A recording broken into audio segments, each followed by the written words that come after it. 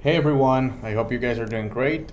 Thank you for all the questions and comments lately that I have been posting on big band arranging and my projects and just different clients that I have as well. I wanted to talk about one of the things that I get asked the most, and is how you make it into a big band chart. So this method that I'm going to show you, I didn't come up with that. I learned this from my former teacher, Stephen Fiveke. And let's start by bringing up my lead sheet. Okay, so I start with a lead sheet. You go to File, Open, and then here I always have two versions of my arrangements. So one is the BB, which is big band, and the other one is LS, lead sheet. So I can open that here, and then I'm gonna have both of them in the same session, right?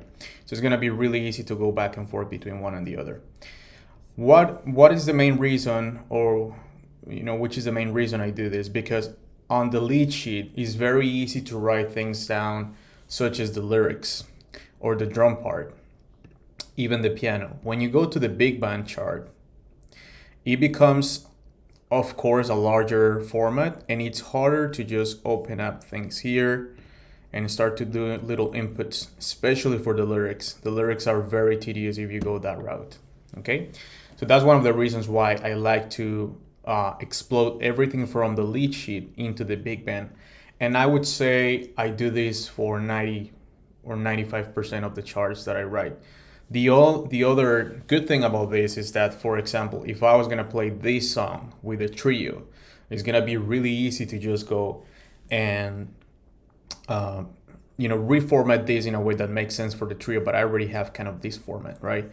I already have my vocals, my piano part, my bass, and my drums. So that's very advantageous. I'm kind of like doing the two arrangements at once. Okay, so let's look into what I have here. I already exploded some of these things for this arrangement, but let's go a little bit further down the road. And for example, this is my B section right here. Let's go back to my lead sheet, and this is the B section right here. So we already copy and pasted this and rearranged some things for the horns. Let's say I want to go and start moving the verse into the big band chart. So I'm gonna start from here because we have a pickup note into the verse. I usually do by 4 or 8 bars, whichever works. In this case, we have 9 bars because the arrangement has a little hit on bar 9 of that section. So let's go on the voice. Actually, it's right here. Boom. I have C. And then you can copy everything if you want at once. Just click here on the C and then shift and click the rest, and then that's gonna happen. Okay. In this case, I don't do that because my vocals are on the top of the chart. So if I paste it, I'm just gonna show you, just so you're aware of this. I'll place it somewhere else. Look, this is what's gonna happen. So you see my piano part and my bass part in the wrong places. That's why I don't do it like that. Okay. At the end of my phrases, I do put my double bar. Try to be very organized with this. Believe me, this is gonna be the fastest way to do it. Being very meticulous and organized about every single thing that you do. Let's go with the piano. Let's actually go all the way here. Copy. And then piano, paste. Cool. And any typos or anything like that, we're gonna fix it in a little bit. Bass and drums, right here. Okay, let's just check this really quick. There's a lot of proofreading in big band charting. Like for example, I wrote pizzicato on my other chart, and the reason why is because my playback plays as an arco, but it's just the playback. It has nothing to do with the way that it is. But on this template, it already sounds like a pluck. So like, the bass is just plucking the strings. Let me check on dynamics. That's good. This is all right. Cool. And then what I need to do, so you see how I misplaced this one right here. I want to put this one together. So I'm going to shift Option M, and they are going to be now in one, kind of like a big system. Oops, not and repeat. Right click, bar line, double, and this is the end of my section. Okay, so you see I have sections, and that's how I really move things around into the big band. I'm sorry, kind of lost this for a minute. Okay, So let's go back here. So now we're gonna start to arrange things, right? Let me go back here. I don't have anything particularly that I wrote for, you know, a piano or a brass section. Like you can see at the beginning, I did write trumpet, and these are just notes for me. This is not for anybody else. This is for me because I know that I need to write this into the trumpet, and I try to write every articulation, how it's gonna sound more or less, right? And then put it into the trumpet. So for example, these big chords here, oh my God, these big chords here, I translated these besides the piano and the bass and all of that into the horns. Let's go back to the beginning. So I wrote this part for the trumpet, but then I said, you know what, let's put 3 instruments there, trombone, tenor, and trumpet. And then it already has the articulations.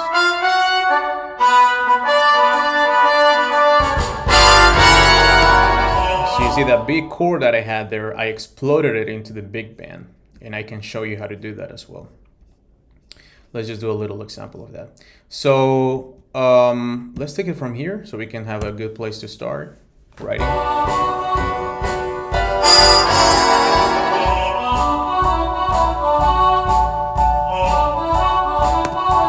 So what I'm gonna write is not particularly what I would write, but just to give you an example.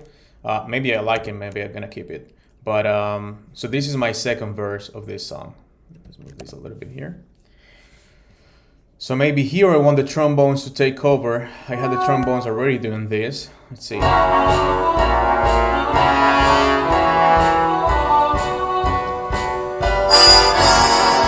one thing here.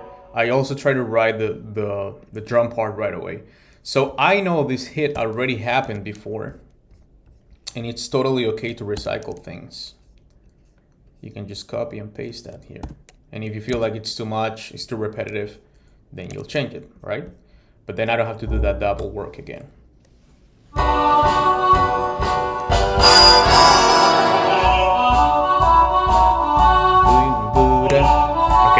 so I just heard that phrase in my head. 1, 2, 3, 4, 1, Buddha.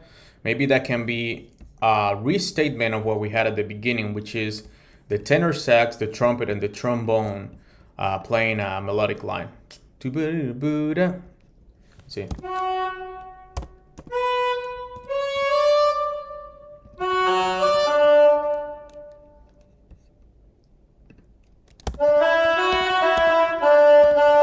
I kind of want to have this blue note here. Dooba. Dooba. I always sing my phrases. Dynamic marking. Dooba dooba. I'm gonna do this right here. Make it legato. Dooba. Dooba dooba. I'll think about this phrasing a little bit better. And then this on the trumpet, octave higher, we go command, arrow up. And then on the trombones, command, arrow down.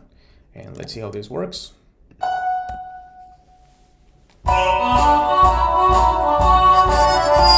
Oh, I like it, but I think it needs more weight. So I'm actually gonna do this, bari sax. I'm gonna put all the trumpets here. Let's see what happens. And I just think that the whole band is gonna be too much. So let's see, maybe like this. I don't like it anymore. I think it's too much now. Let's go back to the original idea and let's refine this a little bit. Okay, I know what I'm gonna do. I'm gonna do this phrase, but an octave lower right here on the trombone. There we go. And then here I'm gonna create a chord. Boo, ah, dee, dee, da. And that's gonna be on the saxes. So half notes. Do, do, do, do, dee, da. And I want this to be short, but not too short. So I found that a good way is to put a portato and a staccato.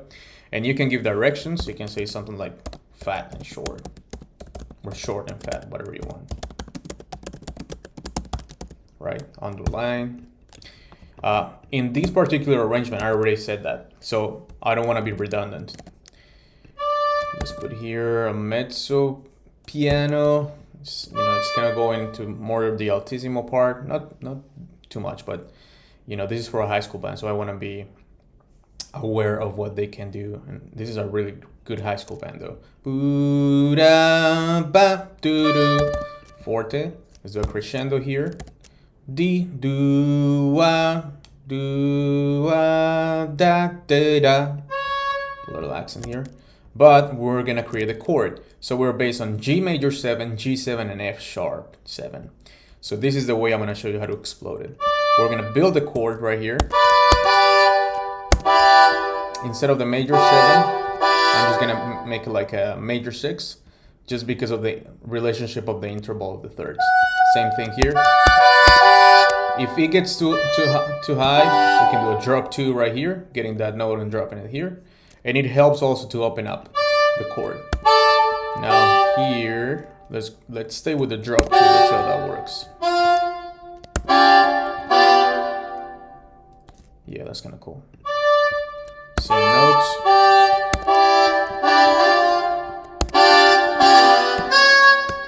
And then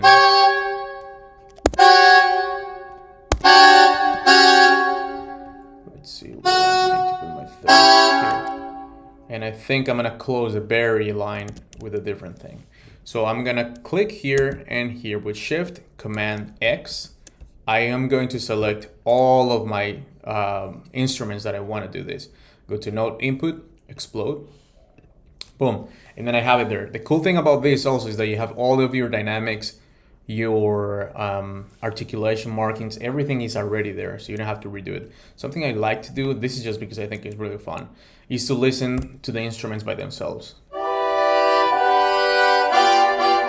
Cool, awesome, sounds good. So what I'm gonna do is a double lead for the Barry. I'm gonna bring it down, but then here gets a little too high. So I'm gonna move it down in contrary motion. You see how this one is going up? So this one is gonna go down. Let's make the third maybe. Yeah, third is good. And then here, let's put the root, root, root. Let's hear it.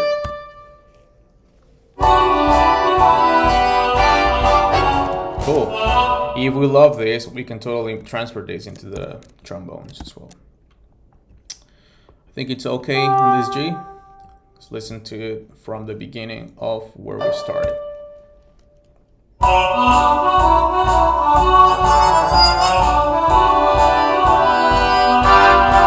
Woo! So we do something like that, right? So you can totally go here into your drum section. D doom da da do. And then we can again recollect this, copy and paste this part. Just beat 2 and 3. Let's put it here. And then it's gonna sound something like this. Oops. Oh, what happened to this? There you go. Okay, so I hope this helps, and if you have any other questions, let me know, and if you want any other tutorials or something like that, let me know too. I love doing this, and anything you need, just let me know. You take care, and thanks for watching.